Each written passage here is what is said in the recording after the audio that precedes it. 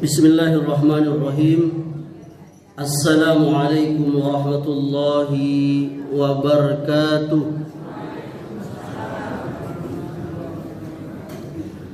Innal hamdalillah nahmaduhu wa nasta'inuhu wa nastaghfiruh wa na'udzu billahi min shururi anfusina wa min sayyiati a'malina. من يهده الله فلا مضل له ومن يضلل فلا هادي له واشهد ان لا اله الا الله وحده لا شريك له واشهد ان محمدا عبده ورسوله صلى الله عليه وعلى اله وسلم. يا أيها الذين آمنوا اتقوا الله حق تقاته ولا تموتن إلا وأنتم مسلمون. Ayahanda dan ibunda serta saudara dan saudariku, para pengurus dan jamaah Masjid Al-Furqan Ranting Muhammadiyah Kebundahari yang saya cintai dan saya muliakan. Judul atau tema kuliah subuh saya pada subuh kali ini adalah tabarruk, yakni mengambil berkah yang terlarang atau syirik. Tabarruk atau mengambil berkah yang terlarang atau syirik. Ayahanda dan ibunda serta saudara dan saudariku sekalian, Muhammadiyah mengajari kita para warganya agar menjauhi kesyirikan. Ya, Muhammadiyah mengajari kita untuk menjauhi segala yang menjadi sebab atau bahkan perbuatan, perkataan, keyakinan kesyirikan itu sendiri. Dikatakan pada buku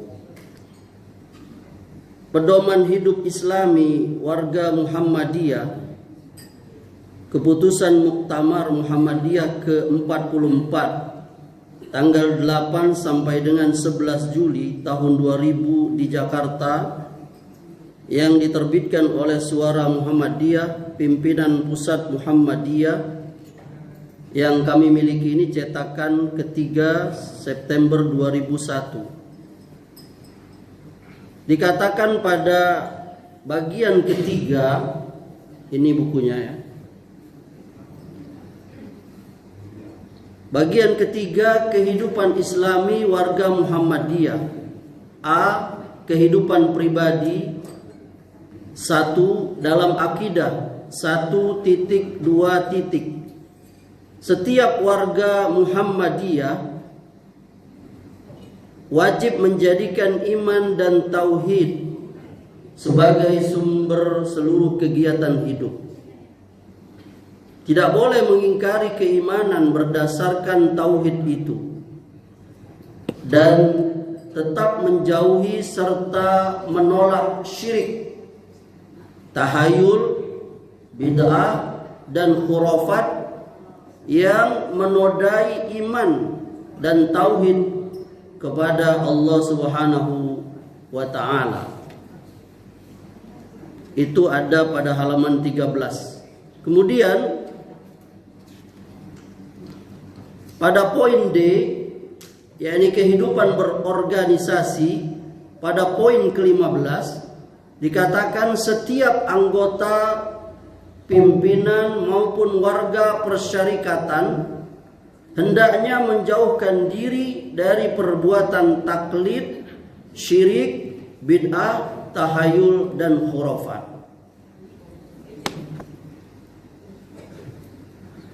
Kemudian berkata Profesor Dr. Yunahar Ilyas rahimahullah, Ketua PP Muhammadiyah pada masanya, di bukunya Kuliah Akidah Islam halaman 5, beliau berkata, tauhid artinya mengesahkan Allah adalah tema sentral akidah dan iman. Ya, mengesahkan Allah, kata beliau, adalah tema sentral akidah dan iman. Oleh sebab itu, akidah dan iman diidentikan juga dengan istilah tauhid. Berkata Ustadz Yazid Jawas dalam bukunya Syarah Akidah Ahlussunnah wal Jamaah bab ke-50, tidak boleh mempunyai i'tiqad atau keyakinan tentang sesuatu kecuali berdasarkan dalil. Karena itu tidak boleh menganggap sesuatu mengandung barokah. Saya ulangi. Karena itu tidak boleh menganggap sesuatu mengandung barokah kecuali dengan dalil.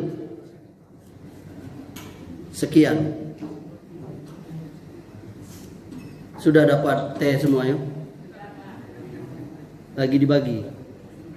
Nah ini ya, kayaknya ngaji makin semangat, Indra. Ini tehnya ngandung barokah dah? Karena pembahasan tentang barokah ini. Kemudian berkata Ad-Doktor Nasir bin Abdurrahman dalam kitabnya At-Tabarruk Anwa'uhu wa ahkamuhu. Kata beliau, apakah bertabarruk diperbolehkan secara mutlak? Jawabnya tentu tidak. Karena pembuat syariat, yakni Allah yang maha bijaksana, telah menjelaskan apa-apa yang disunnahkan atau diwajibkan mencari berkah dan mencari tambahan kebaikan darinya. Terlebih lagi mencari dan berusaha untuk mendapatkan kebaikan adalah sesuatu yang sangat dianjurkan oleh agama kita yang hanif. Sedangkan selain itu, maka tidak diperbolehkan mencari berkah dengannya. Karena segala sesuatu yang tidak disyariatkan di dalam agama adalah terlarang. Selain itu, beberapa dalil syar'i telah menerangkan pengharaman dan pelarangan sebagian jenis dan cara mencari berkah. Bahkan sebagian tabarruk yang dilarang. Kerusakannya itu sampai pada derajat syirik. Sekian.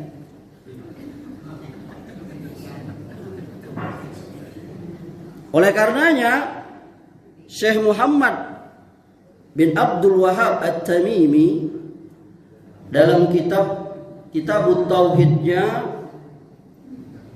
ya, beliau membuat satu judul bab yang berkaitan dengan hal ini, yakni judulnya Babun Man Tabarraka Bisyajarati Aw Hajarin wa Nahwihima. Artinya ngalap berkah dari pohon, batu, dan sejenisnya. Nah, ini kitab ini, buku ini banyak disyarahkan, dijelaskan para ulama. Salah satunya ulama kontemporer sekarang ini yang bernama Syekh Saleh Al-Syekh. Syekh Saleh siapa? Al-Syekh. Di sini banyak syekh semuanya. Karena makna syekh itu dalam bahasa Arab salah satunya adalah orang tua.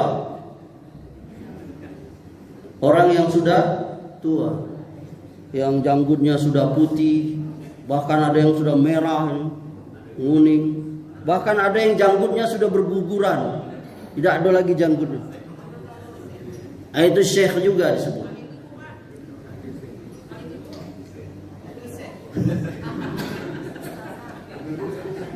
Ya. Apa kata beliau dalam menjelaskan bab ini? Beliau berkata maksud dari bab ini, yakni bab yang dibuat oleh Syekh Muhammad Abdul Wahab,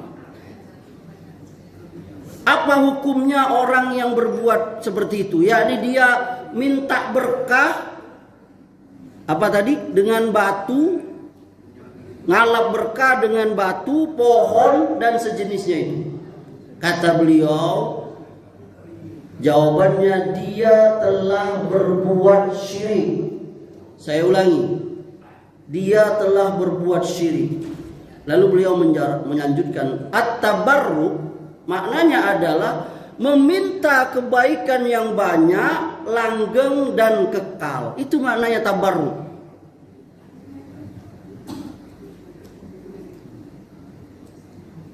Jadi makanya itu doa kita tuh bagus sekali. Assalamualaikum warahmatullahi wabarakatuh.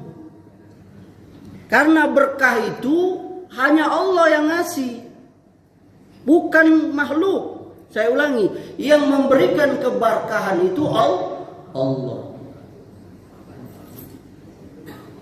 Makanya doa kita semoga keselamatan dan keberkahan dari Allah kepadamu. Jadi keberkahan itu hanya dari Allah. Dan kalau kita ingin mengatakan sesuatu mengandung barokah, itu harus penjelasan dari siapa? Dari Allah. Misalnya benda apa? Nggak boleh kita sendiri. Oh ini ngandung berkah ini. Nanti kita kasih contoh. Karena benda-benda yang memiliki berkah itu harus dari Allah yang bilang, Nabi. Misalnya apa ibunda?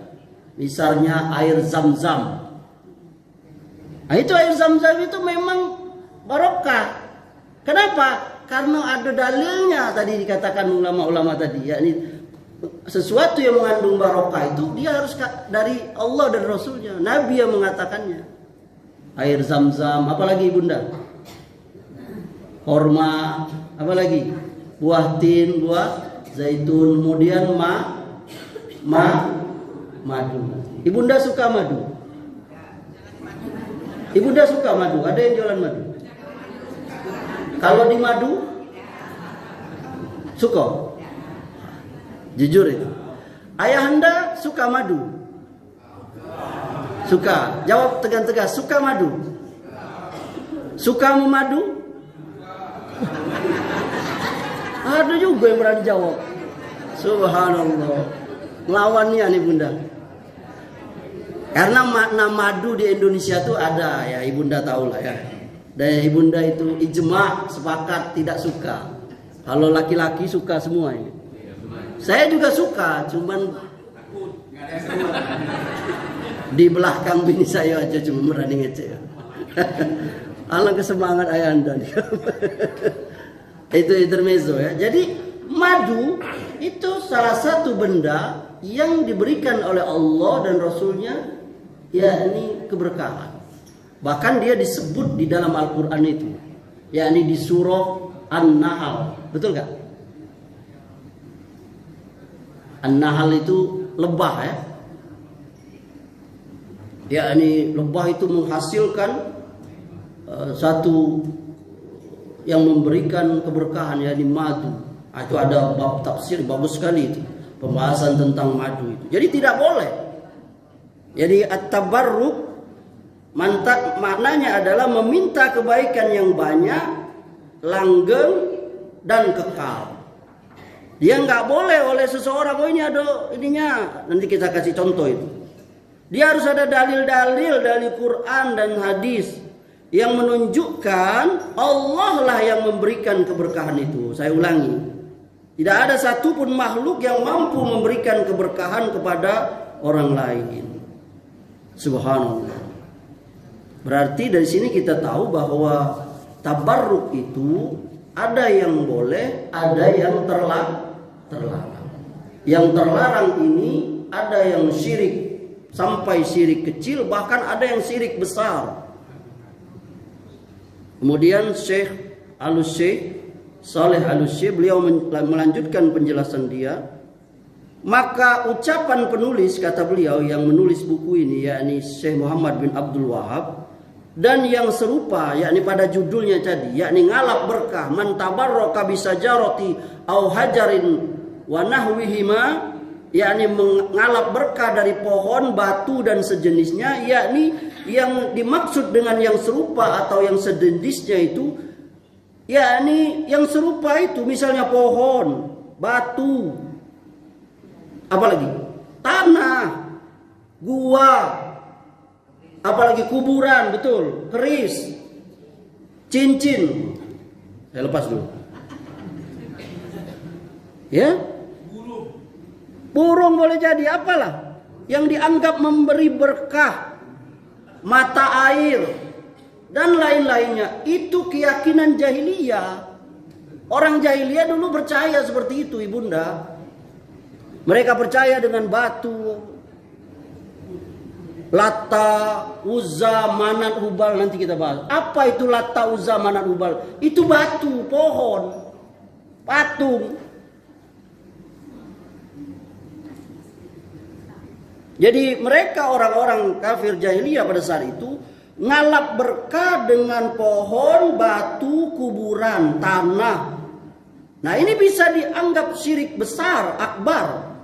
Kalau dia meyakini bahwa dengan mengusap, baring, atau nempel badan di pohon, batu, kuburan tadi itu dapat mendekatkan diri kepada Allah. Ini syirik akbar. Keyakinan semacam itu, kata beliau, termasuk menjadikan sesembahan bersama Allah, dan tentulah itu termasuk syirik akbar. Ini keyakinan jahiliyah dulu. Mereka minta berkah pohon, batu, kuburan, ngalap berkah. Jadi mereka yakin kalau mereka diam diri beriktikaf di sisi kuburan itu, batu itu, pohon itu, ngusap-ngusapnya atau nabur tanah, itu menjadi perantara bagi mereka di sisi Allah. Padahal Allah Subhanahu wa taala berfirman, "Wallazina takhuzu min duni awliya'a ma na'buduhum illa liyuqarribuna illallahu zulfa." Dan orang-orang yang mengambil selain Allah sebagai pelindung berkata, kami tidaklah beribadah kepada mereka melainkan supaya mereka bisa mendekatkan kami kepada Allah sedekat-dekatnya. Quran surah Az-Zumar ayat 3. Ngalap berkah ini itu dianggap syirik kecil, asghar, kalau seseorang itu misalnya ngambil tanah kuburan lalu ditaburkan badannya, karena dia anggap tanah ini ada keberkahan. Saya tidak ngomong tanah siapa lah ya. Kayaknya wajah-wajah yang banyak tanah dah. Hati-hati ya anda, hisabnya besar nanti di akhirat. Jadi tanah itu dia anggap punya keberkahan, ya. Bila nyentuhnya akan pindah kuburnya, akan pindah ke badannya itu. Jadi dia anggap tanah ini sudah diberkati, punya barokah. Ini tidak sampai syirik akbar, ini syirik asghar. Dia tidak menunjukkan suatu peribadatan kepada selain Allah. Ia hanya meyakini sesuatu, yakni yang bukan sebab yang dibenarkan dalam syariat sebagai sebab. Tadi Amri sudah kasih contoh, Ibunda.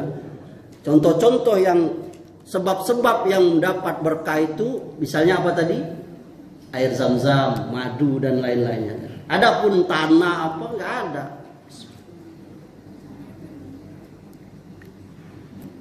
Ya. Kalau di Indonesia ini, kalau kita bikin ensiklopedi itu banyak sekali hal-hal yang seperti ini. Yakni ngalap berkah itu. Ngalap berkah itu. berebut air liur. Air liur siapa? Air liur Ustadz Amri. Lah saya pulang kaget ini direbutin di sisa saya. Karena dianggap punya nasallallahu al-afiyah. Auzubillah. Iya, ini tabaruk yang terlarang.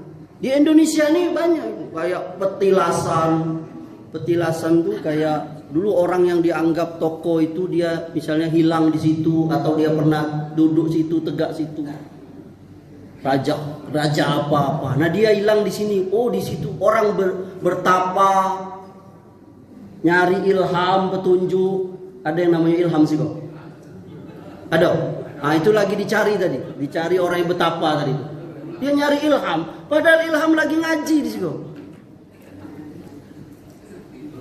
Dia nyari itu di tempat-tempat yang katanya punya barokah itu, petilasan itu. Ada yang berebut gunungan, Sekaten, Grebek, apalah itu. Saya nggak tahu lah di daerah, pokoknya daerah sanalah. Ada lagi yang berebut kotoran kerbau. Kiai Slamet, maaf yang namanya Slamet, saya itu kotoran kerbau itu direbuti karena dianggap mengandung barokah. Innalillahi wa inna ilaihi raji'un. Kiai Slamet itu apa ya? Kerbau yang warnanya putih, albino, mahal itu direbutin itu. Subhanallah. Ya. Nah di kota kita ini, maaf ya, di kota kita ini ada juga rupanya. Yakni berebut makanan pada acara duduk penjam di perayaan Tabor. Juga air bekas cucian penjam, bekas tangan jari itu. Pada prosesi duduk penja itu, ritual Tabor itu. Ya. Dikatakan di buku Tabot Jejak Cinta Keluarga Nabi di Bengkulu yang ditulis Dr. Harapandi Dahri, ini bukunya. Halaman 58.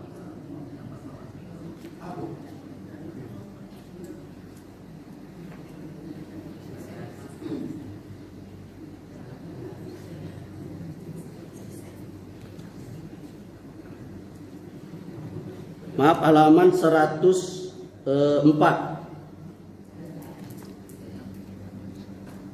Dalam ritual Tabot, keluarga Tabot mempercayai adanya kekuatan-kekuatan yang ada di dalam benda-benda keramat yang dipergunakan dan akan mempengaruhi kehidupan mereka baik dan buruknya.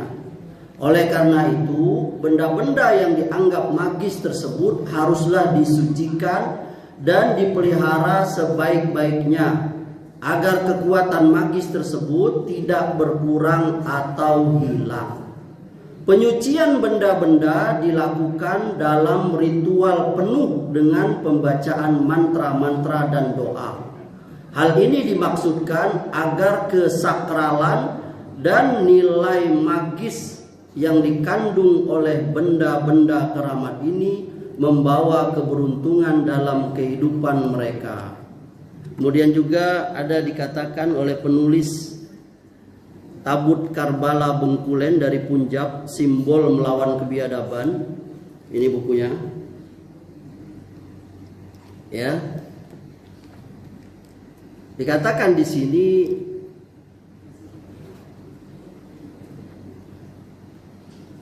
pada halaman 58, ketika perebutan terjadi, maka apabila orang yang memegang talam atau nampan tempat makanan itu tak kuat menahan serbuan khalayak ramai yang berebut berdesak-desaan untuk mengambil makanan nasi kebuli dan atau nasi emping bertabur potongan tebu pisang emas tadi, maka dapat saja terjadi ada orang yang memperoleh banyak dan ada juga yang tidak mendapatkan sama sekali makanan itu. Dan suasana berebut tersebut bisa terlihat seperti gambar 44 berikut ini, yaitu ketika mereka yang sedang berebut guna mengambil berkah khas tersebut. Ini bukan Amri yang ngecek ya, Bunda ya, ayah anda ya. Ini ada saya bukti secara ilmiahnya. Kemudian juga ada di YouTube. Di YouTube itu di channel YouTube The Tabut Bengkulen tahun 2014. Kalau salah itu video yang ketiga ya. Ini bisa kita lihat, tapi mungkin nggak kelihatan semua ya. Kelihatan nggak ya? Nggak kelihatan ya. Nanti cari aja ya. Setelah selesai mencuci, air bekas cucian menjadi rebutan warga karena mereka yakin ada keberkahan dalam ritual duduk meja ini. Karena ritual ini adalah prosesi untuk mengenal wafatnya Imam Husain bin Ali bin Abi Thalib yang sangat mereka kenal. Ulang lagi ya.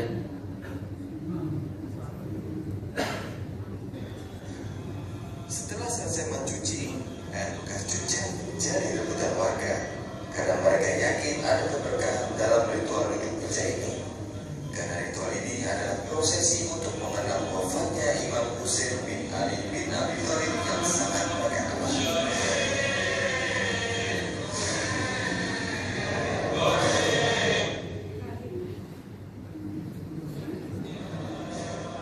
Setelah selesai mencuci, air bekas cucian menjadi rebutan warga karena mereka yakin ada keberkahan dalam ritual duduk meja ini. Karena ritual ini adalah prosesi untuk mengenal wafatnya Imam Husain bin Ali bin Abi Thalib yang sangat mereka kenal. Nah, ini contoh-contoh hal-hal yang diyakini memiliki keberkahan. Ya, bahkan ada yang lebih parah. Saya pernah membaca satu artikel ya. Ini keyakinan dari kelompok sesat yang namanya Syiah. Syiah itu ada yang gulat, yang ekstrim. Mereka berkeyakinan bahwa kotoran imam itu mengandung barakah. Di dalam kitab Anwarul Wilayah karya Ayatullah Mulla Zainal Abidin Al-Qalba Al-Yakini, kotoran dan kencing para imam bukan sesuatu yang menjijikkan dan tidak berbau busuk. Bahkan keduanya bagaikan misik yang semerbak. Barang siapa yang meminum kencing, darah dan memakan kotoran mereka, haram masuk neraka dan wajib masuk surga. Ini ada di buku atau di kitab Anwarul Wilayah halaman 440 tahun 1419 Hijriah. Saya ini mengambilnya dari website konsultasisyariah.com. Nanti bisa searching ya. Jadi ini adalah hal-hal contoh-contoh tabar. Tentu kalau kita kasih contoh itu banyak sekali ya, ayah anda ibunda ya. Banyak sekali hal-hal yang seperti ini. Jadi perbuatan seperti ini banyak sekali. Oleh karenanya Syekh Muhammad bin Abdul Wahab, beliau memberikan dalil dari Al-Quran akan larangan ini. Apa kata beliau? Pertama, memberikan dalil dari Quran surah An-Najm ayat 19 sampai 23. Allah berfirman, afara'aitumul lata wal uzza wa manata tsalisatal ukhra, ila akhir ayat ya. Kata Allah, maka apakah pantas kalian orang-orang musyrik menganggap sebagai anak perempuan Allah Al-Lata dan Al-Uzza, dan yang terakhir Manah yang ketiga? Apakah patut untuk kalian anak laki-laki, sedangkan untuk Allah anak perempuan? Yang demikian itu adalah suatu pembagian yang tidak adil.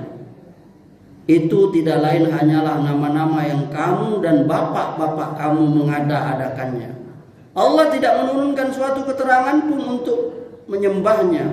Mereka tidak lain hanyalah mengikuti sangkaan-sangkaan dan apa yang diingini oleh hawa nafsu mereka. Sesungguhnya telah datang petunjuk kepada mereka dari Rabb mereka. Surah An-Najm ayat 19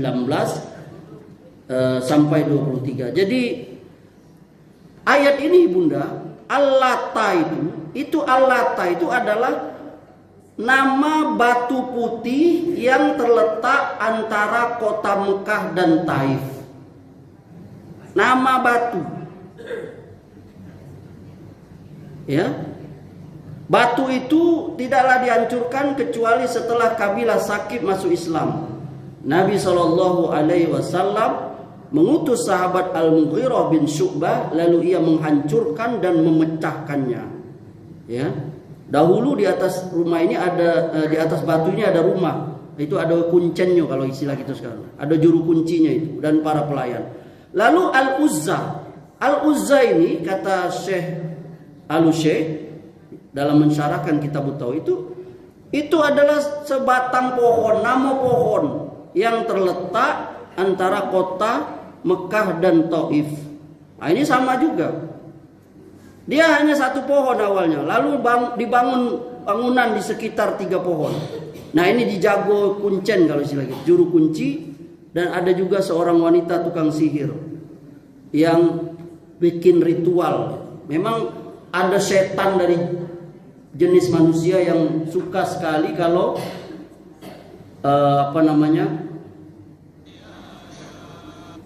suka sekali mengajak orang kepada kesesatan. Nah, itu di zaman Nabi, ketika Nabi menguasai kota Mekah, dia utuslah sahabat Khalid bin Walid untuk dipotongnya itu 3 pohon itu. Orang tidak lagi melakukan ritual syirik.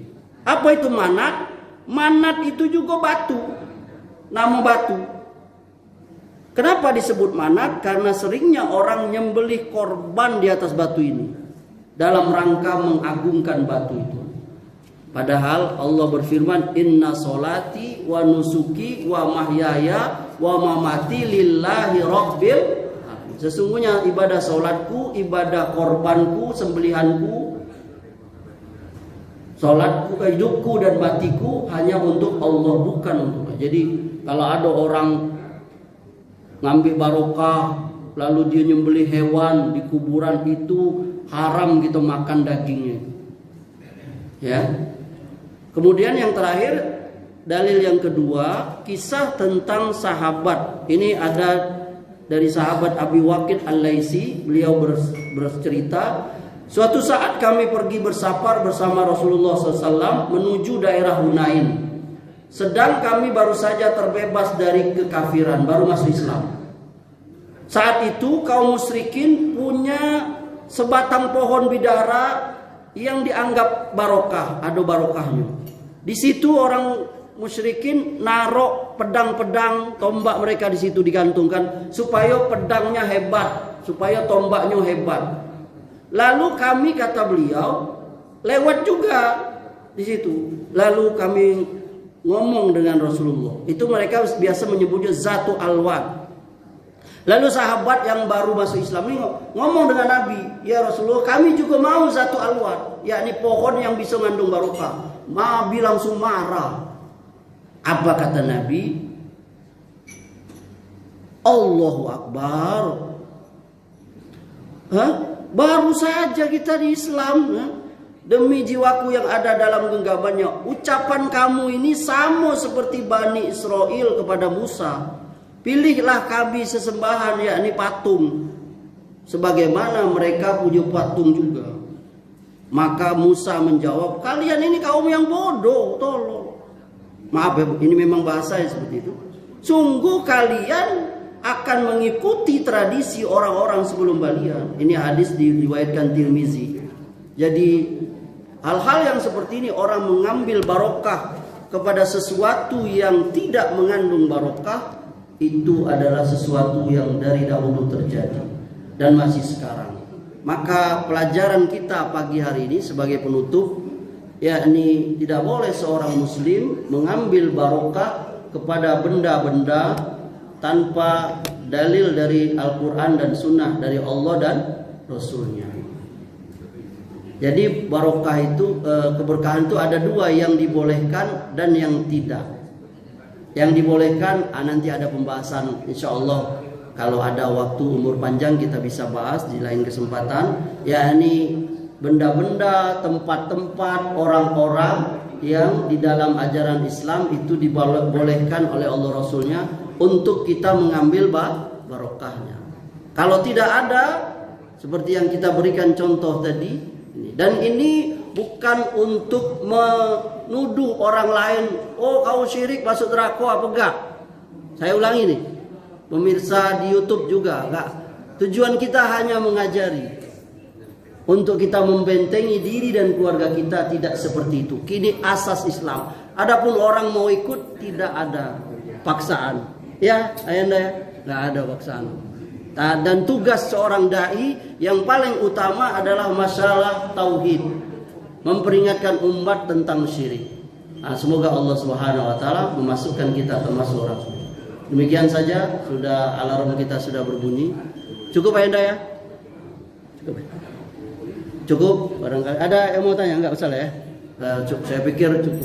Kalau tidak ada yang bertanya, ini menunjukkan bahwa apa yang saya sampaikan ini yakni memenuhi, dan insya Allah kita semua bisa paham. Semua keutamaan dari Allah, yang benar itu datangnya dari Allah. Mari kita berkata sami'na wa ata'na. Yang salah dari diri saya sendiri, kepada Allah saya mohon ampun, astagfirullahalazim, dan kepada jamaah saya mohon maafkan sebesar-besarnya. Wabillahi taufiq wal hidayah. Wassalamualaikum warahmatullahi wabarakatuh.